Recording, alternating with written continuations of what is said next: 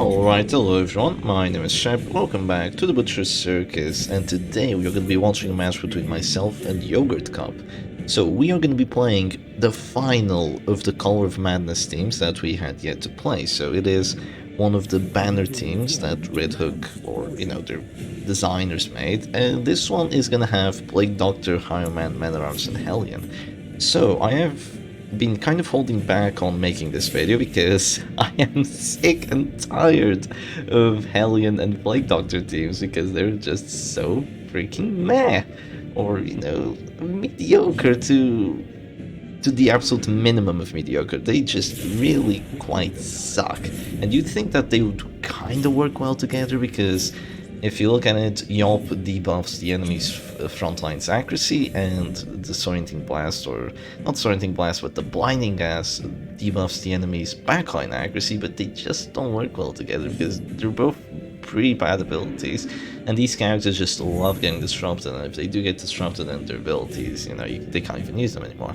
Not to mention they don't do any sort of damage, so they're really mediocre characters. I really wish they were buffed sometime soon, but I've got to do with what I have here. So we're playing against someone that has a flash one. Thankfully, with no Gauntlet of Absolution, there is a Pit Fighter's Helm instead. This is an apprentice opponent, but don't let that discourage you from watching this, because they are probably one of the best apprentice opponents I've ever played against.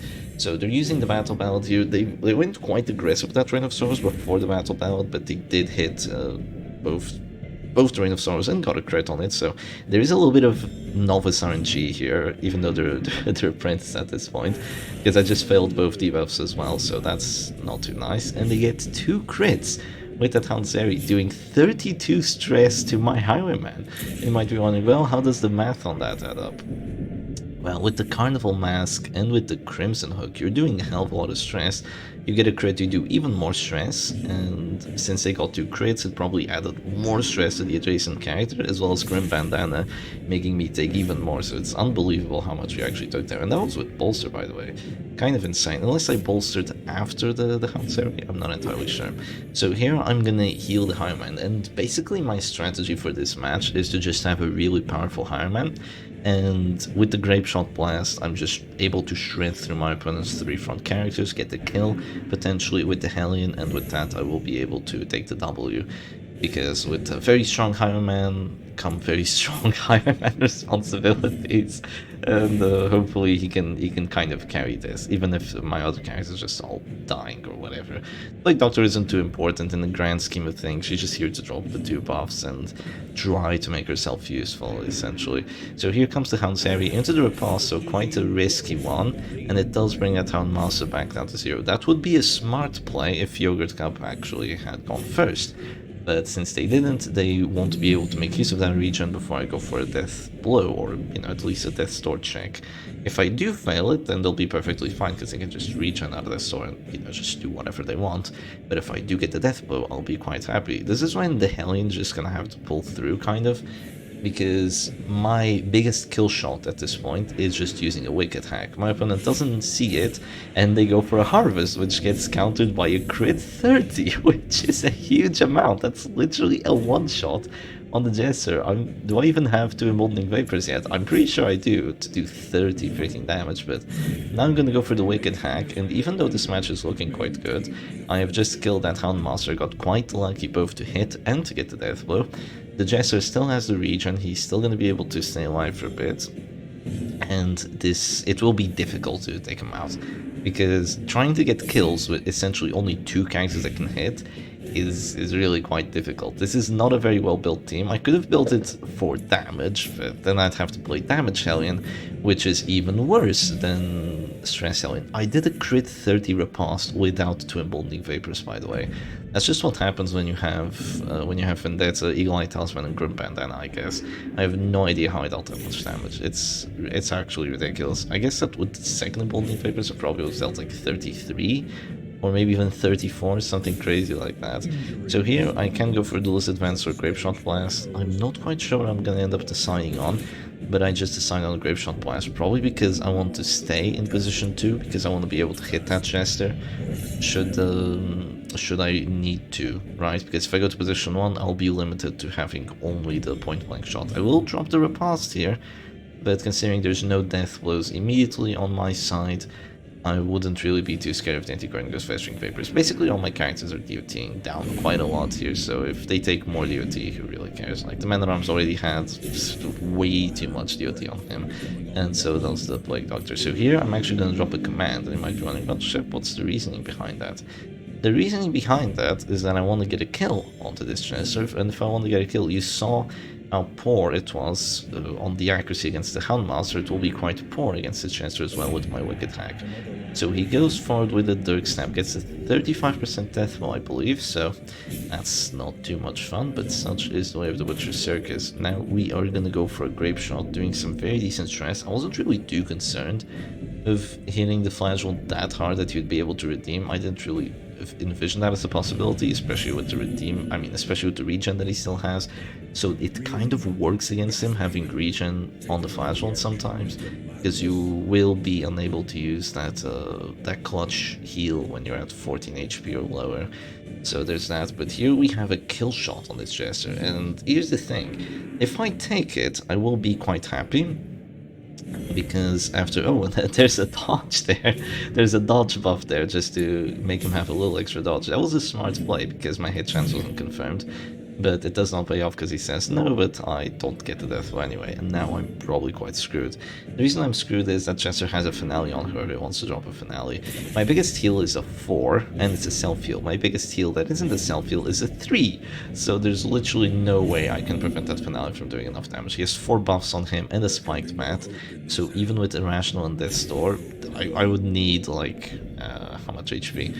Probably like 16 to 17 HP just to consider that going for a finale would be too risky, but I'm not even close to having that amount of numbers here. I am hoping that Irrational Chester does a funny, but he does not do any funny. There's no act outs here, and he will probably just drop a finale with a crit onto my Highwayman. So that's my poor little Highwayman gone with both his Emboldening Vapors, and at this point I'm just gonna end up surrendering. I think I'm still gonna do one move or something, but it is completely over here. They still have a Flagellant with the... not Exsanguinates actually, but they still just have way too much for me. So let's go on to a match number 2, and it is against the same person, so we do have literally a rematch here, and I get to go first again. So you might be wondering, well, Shep, are you gonna go Duelist Advance again? You better not, that was a misplay last time, right? Because you lost? Well, not exactly. Going for Duelist Advance first kind of prevented Harvest, Festering Vapors, and Hound's Harry, but it didn't really prevent it, they just went for it anyway, it didn't change too much, but this time I'm gonna play things a little different. I'm gonna start off with the Vendetta because I was aware that I had enough accuracy to still hit it reliably, and get that debuff on the Jester, and from there I'm gonna try focusing him down as much as possible. My win condition here is preventing that Jester from getting Finale. If I can prevent him from getting Finale, I will be able to keep my Harman alive for much longer, and with the Flagellant not having gone to the Absolution, he won't be quite as much of a late game menace, and he will actually be possible to beat. I think that Flagellant without Conduit of Absolution is much fairer to play against than Flagellant with it. So here there's a Reign of Sorrows, thankfully no Hemlock on that Flagellant, or else it would have hurt really bad. It still hurts pretty bad, but there's that. Definitely misplay on my end to go for the Emboldening Vapors before the Bolster. I was a bit zoned out when I was playing this match, so you should definitely go for the Bolster before the Emboldening Vapors if you haven't dropped the Repulse. There's literally no reason to just give yourself a damage buff over giving yourself a dodge and a minus stress second buff there. But you know, everyone misplays every now and then. So I'm gonna do a Yelp here, hopefully get the debuffs. Having that minus accuracy is quite meaningful when you have Bolster on your side. Of course, the Battle Ballad is countering my debuffs quite well, but if I stack up like 2 of them and have a Bolster, that's essentially minus 30 accuracy on them plus 10 dodge on me, so that's like a minus 40 chance to hit. But with the Jester, it's kind of countering halfway, but you know, there is definitely a chance that they miss their moves, and that's exactly what I want. A miss is a pass, so if I do manage to have that happen, it would be quite good. So my Duelist Advance does not get get a crit and just take the Jester to 0 HP. I would have absolutely loved that, but that is too much wishful thinking.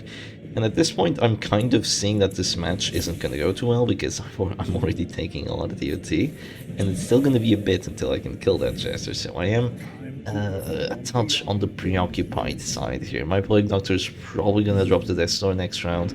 My Man at Arms isn't feeling too well. My Hellion's already suffering from the DOT too. Everyone's suffering essentially, and there's a guard as well. Yogurt Cup is playing this quite smart, going for that guard, making sure that I don't have any soft targets to hit into. I will just drop a Bellow here, hoping to do some stress, maybe apply some debuffs as well, could be useful. Against the Antiquarian, once my characters do drop down to 0 HP, she might do 0 damage, so that would be quite good. I do have some protection on my side. Here comes a Harvest, and that is quite a greedy Harvest, but it is one that does make sense here, because you will have that regen. It is a very greedy one, because while I don't have any way of breaking through the guard, I have Grapeshot Blast, and even though you can regen, because I went first, I will be able to drop a Grapeshot Blast for a 25% chance of getting the death point. You might be wondering, oh, that's how Shep is gonna win. He's just gonna get so lucky, he's gonna get the 25% death blow right now, and then the match is a GG. Well, not quite. Not quite. I failed the 25 here, and now my Hireman is down to 6 HP, so that's rough. I think that at this point, what Yogurt Cup literally could have done was maybe just even moving back with the Houndmaster and just having that finale pressure like immediately. Would have forced me to guard on the spot, but even with a guard, it would still be quite rough. They instead decide to go for another Harvest, applying, in my opinion, a bit too much DOT. And they're gonna suffer the same fate again, because they are down to their store, and even though they have regen, they can't really use it too well. My riposte is quote-unquote countering the regen, or the regen is countering my riposte, depends on how you want to look at it. And now I will have another chance of getting a death blow on them with my Grapeshot Blast, and it is a 40. That is unless I get punished and harried and festering to oblivion, but I am keeping my Plague Doctor heal just in case, because I think it is overall going to be important to have that healing action in case you want to focus down my Hireman. He's definitely my most important character, and I want to keep him alive for as long as possible. So here, more DOT being applied to my backline. Honestly, this is something that I used to do, like a couple weeks or months into the Butcher Circus when I was playing DOT teams. I just spammed Reign of Sorrows way too hard. Sometimes you have to lay off the Reign of Sorrows and just do a punish or two, because the enemy backline is already dead. They're already dropping to their store in like 1 to 2 rounds. You don't need to drop another Reign of Sorrows on them with the DOT team. With a stress team, it still makes sense, because you kind of want to win through stress. Having a death blow through the conventional means is just hastening your victory, but you really want to spread out the DOT as much as possible playing a team like what Yogurt Cup has here. That is absolutely for sure, because then your Antiquarian will be able to get more death blows with the same move. There'll be more characters dropping this, or more heals that your opponent's gonna have to do, and it's overall going to give you way more value. So now I have 2 characters at this store, and once I click my Hireman, I will have 3 characters at this store. So you can already tell that the Festering Vapors will be quite rough, but I have dropped 2 Bellows, which means that there's a definite chance that enemy Antiquarian does not do damage once she actually goes for the Festering Vapors. She can also miss, because I'm pretty sure she doesn't have the finisher. So definitely a few weird decisions by my opponent, but you know, if you want to win with a team with Hellion and Plague Doctor, your opponent has to make a few weird decisions, either be it through team building or with their plays. So here comes a doggy move, and it's a pass. That is a very important pass there from the doggy, because that's going to give me enough time to actually heal my Hireman here. You're gonna have to excuse me, because I am a little bit sick. I've gotten sick like the past 2 days or so, so it's a little bit rough, but I think I am slowly improving. Once I'm sick, I just tend to like eat a spoonful of honey, and that really helps me.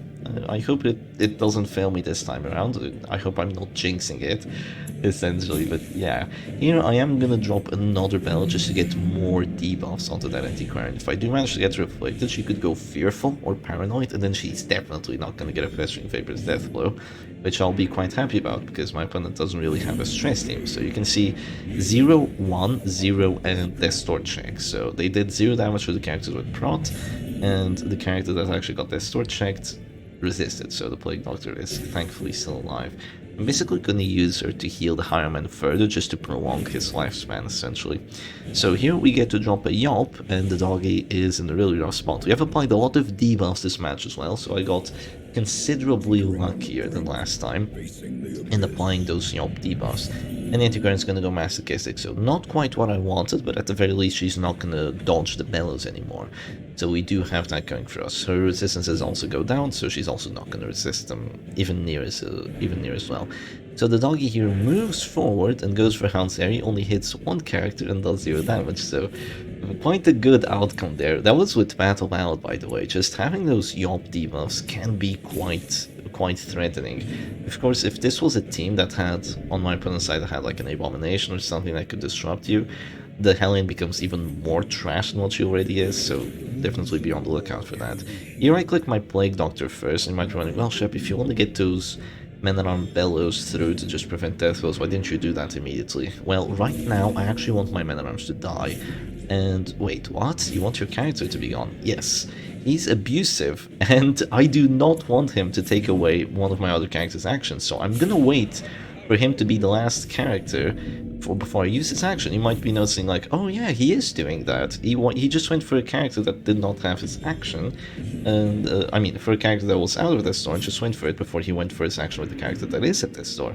Well, I also have the Festering Vapors. I mean, I also have the counter to the Festering Vapors, which is the Repulse, so there is another reason I would go for the Hireman action first, but I essentially really don't want to use my Men-at-Arms action. At this point, they no longer have any attacks, but the thing is, a Bellow is good, but it won't outweigh the consequences of just stunning my Hireman at this point. If I stun the Hellion, it's bad, but it's not the end of the world, but if I stun the Hireman, it will be really, really rough. But here's an amazing moment.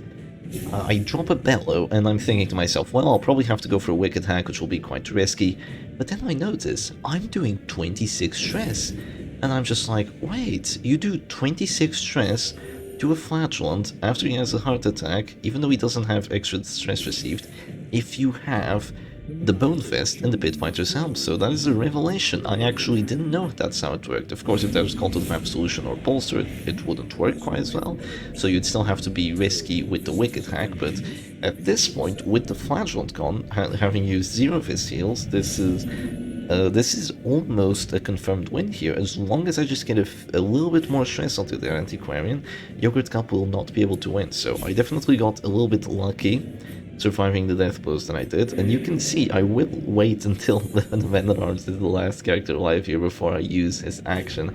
I was thinking of it constantly, with how abusive Men-at-Arms could kind of screw me over here.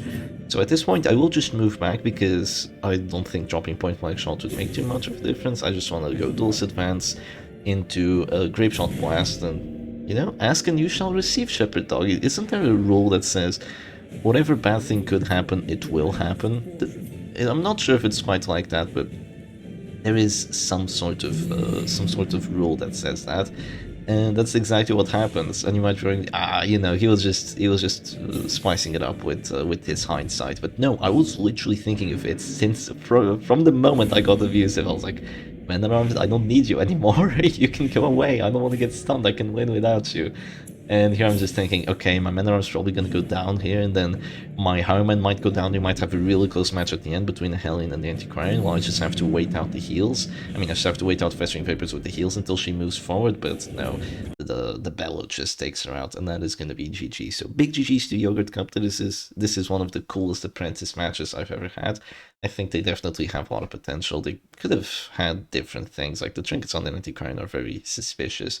But anyway, hope you all enjoyed today's video. I have finally finished all the suggestions for at least the person that was suggesting almost everything, Shepherd C said, so Thank you very much for all those, and I hope you enjoyed the video. And I'll see you again another time. Cheers.